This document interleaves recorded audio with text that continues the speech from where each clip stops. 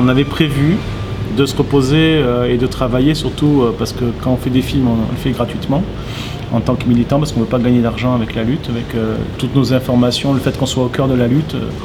Je suis très bien placé ici, puisque les deux lieux principaux auxquels je participe sont les deux lieux les plus visés par le pouvoir. Donc je ne veux pas tirer profit de ça de façon professionnelle et lucrative. Et je veux mettre à disposition le produit de ce travail sans copyright, même si de temps en temps on fait des projections dans les cinémas, un prix en général beaucoup plus bas qu'à l'habitude, de façon à permettre aussi de soutenir ces lieux, ces initiatives, les frais de justice et, comme je l'ai dit tout à l'heure, aussi les moyens d'existence pour les plus précaires. Donc là, en fait, ce qui s'est passé, c'est que alors qu'on avait prévu de continuer un peu à faire une parenthèse pour bosser, pour se reposer, au moins jusqu'en début 2020, les événements se sont accélérés. En fait, Tsipras, il devait rester au pouvoir jusqu'en octobre, mais il a provoqué des élections anticipées. Il y a plusieurs interprétations à cette décision. En tout cas, quoi qu'il en soit, la droite est arrivée au pouvoir début juillet. Du coup, les choses basculent plus vite. Et donc, les gens qui sont derrière moi, un peu autour, dont des membres de Rubikonas et d'autres compagnons et camarades, au Notara aussi beaucoup, et ailleurs par rapport à d'autres luttes, notamment environnementales. Nos camarades et compagnons nous ont dit vraiment on ne peut pas attendre, quoi. Là il faut y aller, quoi. Là il faut y aller. Yanis, Maud, ma compagne, et aussi ma camarade, ma compagne de lutte, on va dire, hein.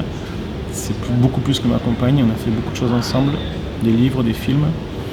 On a été poussés par les gens qui font les films avec nous, parce que les gens qui sont autour de nous, ils font les films avec nous, quoi. Quand on fait 7 minutes sur un sujet, par exemple dans le prochain film, là, il y aura une partie sur le petit groupe féministe à l'intérieur de Rubikonas. Il y a un tiers de femmes dans Rubikonas, un tiers de compagnonnes. Et elles mènent des actions spécifiques, en plus, en complément de ce qu'elles font aussi avec l'ensemble du groupe. Il y a des hommes aussi qui participent à l'action féministe aussi, bien sûr, hein, mais la section féministe a plus vocation à ce que ce soit elles qui quand même gèrent cette lutte. Et donc par exemple elles ont 7 minutes, 8 minutes maxi à peu près dans le prochain film. On est en train de réfléchir à la musique, à construire tout ça, parce qu'on écrit nous-mêmes quelquefois nos musiques et tout. Et on est en train de... là on se réunit, je ne peux pas dire quand ni comment, mais voilà, on se réunit bientôt pour peaufiner un peu le projet, pour voir comment on va filmer, de quoi on va parler, etc. En fait c'est un projet commun, quoi, voilà. À Notara, ça passe aussi par des assemblées. J'ai beau être membre mandaté pour faire les parties du film concernant l'évolution des choses sur telle ou telle lutte, sur tel ou tel lieu collectif. Vraiment on essaie de penser la chose ensemble. Donc en fait c'est pas du tout dans la logique du documentaire qui est un truc censé être un peu spontané, pris sur le vif, etc. Non, nous on s'en fiche de la classification documentaire, fiction, etc. On peut mettre en scène quelque chose pour le film si ça correspond pour nous à la meilleure façon de faire comprendre une réalité. Par contre, au bout du compte, c'est vraiment une réalité qui est à l'inverse de ce que vous disent les médias dominants qu'on veut proposer. Donc c'est en tant que tel, c'est-à-dire en tant que membre de ces collectifs et compagnons de route, de lutte, de d'autres collectifs dont je ne fais pas partie mais avec lesquels on est en réseau, que je vais vous montrer dans le prochain film avec Maud et les autres membres de notre collectif artistique et solidaire en EPOS. On va vous montrer comment on réagit par rapport à ce qui nous arrive, comment on résiste face à la plus grande menace qui soit, c'est-à-dire la destruction totale de la plus grande utopie européenne d'autogestion qui est le quartier d'Exarchia. Il n'y a pas de quartier en Europe, mais j'ai voyagé à Sens, à Copenhague, Sens à Barcelone, à Christiana à Copenhague, dans des quartiers de Berlin, l'Antillère à Dijon, etc. Il n'y a pas d'endroit où il y a une concentration aussi importante de lieux autogérés, aussi radicale, aussi proche de nos idées, on va dire, de façon assez cohérente quand même, et où il y a une résistance, par exemple, à l'État et à sa police aussi puissante, quoi.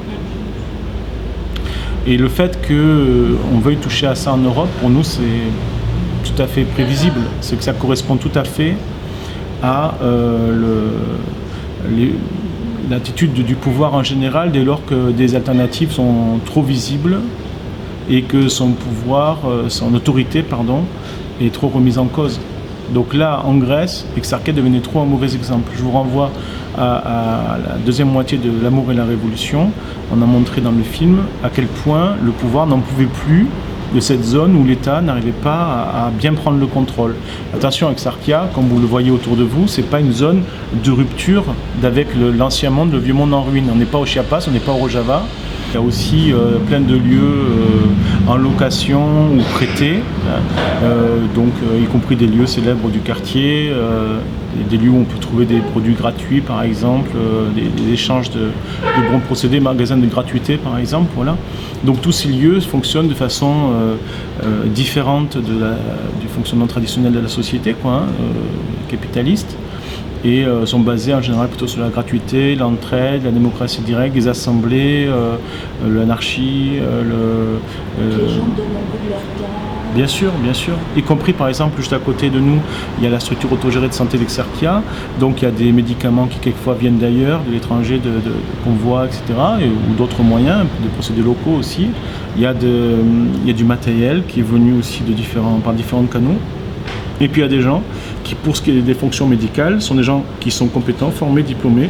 L'État peut rien dire, c'est-à-dire que c'est des médecins qui ont moins de patients parce que tout simplement, vu que la couverture maladie fonctionne moins et moins répandue qu'autrefois, il y a de plus en plus de gens qui ont besoin de se soigner autrement. Donc c'est aussi, par boomerang, moins de boulot pour les médecins qui du coup, éventuellement, ont du temps libre. Et s'ils se rappellent leur serment d'Hippocrate, ils savent que il faut aussi soigner les gens qui ne peuvent pas payer et il faut aussi donner du temps pour ça. Et du coup, il y en a qui donnent 4 heures par semaine, par exemple, ou au moins 2 heures par semaine au dispensaire d'Exarchia pour soigner les gens. Voilà. C'est beau de voir vos visages émus. Je vois vos visages émus. Voilà, j'en témoigne.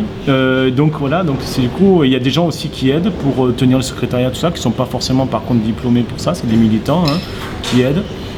Pour accueillir, pour orienter, etc., pour prendre les rendez-vous et pour transporter le matériel aussi. Les médicaments ils sont classés par des gens compétents, par contre bien sûr ils sont fermés, ils sont scellés quand même, sous-scellés. Voilà, on fait les choses sérieusement. L'anarchie c'est la plus haute idée de l'ordre. Le désordre, c'est quand certains veulent absolument tout diriger et nous faire oublier non seulement que la vie elle n'est pas agréable si on vit sous l'autorité d'autrui, dans ce cas-là notre vie elle est volée. Si d'autres décident à notre place, ce sont des voleurs de vie. Le pouvoir est un voleur de vie. Mais il n'y a pas que cette raison. C'est-à-dire que moi, par exemple, quand j'étais enfant, adolescent, j'étais attiré par l'anarchie, d'abord parce que je refusais l'autorité. J'ai eu beaucoup de problèmes avec l'autorité enfant. Et ça, c'est la première raison. Mais ce n'est pas la plus importante. La plus importante, ce n'est pas tant que je refusais l'autorité, que je voulais vivre autrement. La raison la plus importante, elle est intervenue après. C'est que je me suis rendu compte qu'on perdait beaucoup à fonctionner avec des chefs, des experts, des gens qui devaient penser et décider à notre place. On perdait beaucoup et ce qu'on perdait, c'était tout simplement l'intelligence collective.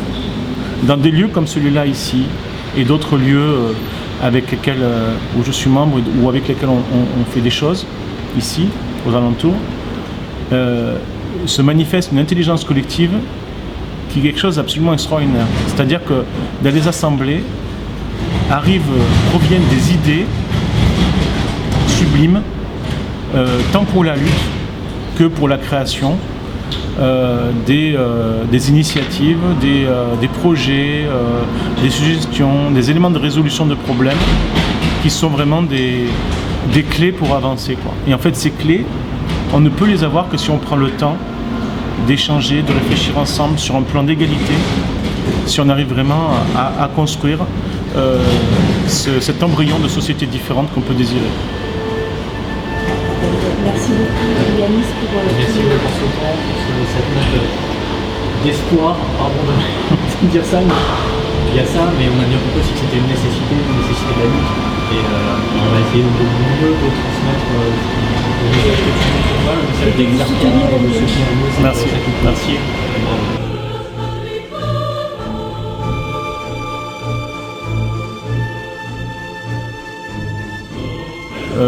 Si vous voulez nous aider, c'est vraiment important de continuer à faire pression sur les consulats et les ambassades.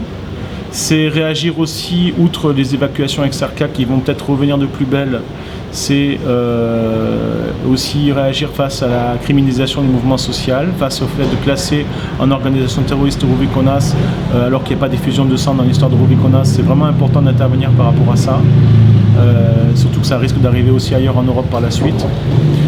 Je vous avoue que là, on a besoin d'aide aussi pour faire ce film dont j'ai parlé, dont j'ai pas dit le titre. C'est Nous n'avons pas peur des ruines.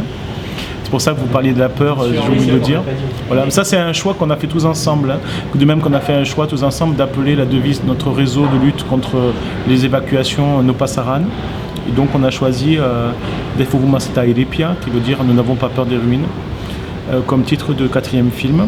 Et donc on va faire un appel à soutien financier parce qu'on a très peu de moyens matériels et techniques pour le réaliser. Donc voilà. Et aussi un peu pour les lieux. On va faire un appel aussi pour les lieux parce que on a, par exemple, la porte du lieu du Cavox a été cassée. On a la grille, mais la porte a été détruite par la police qui nous a jeté des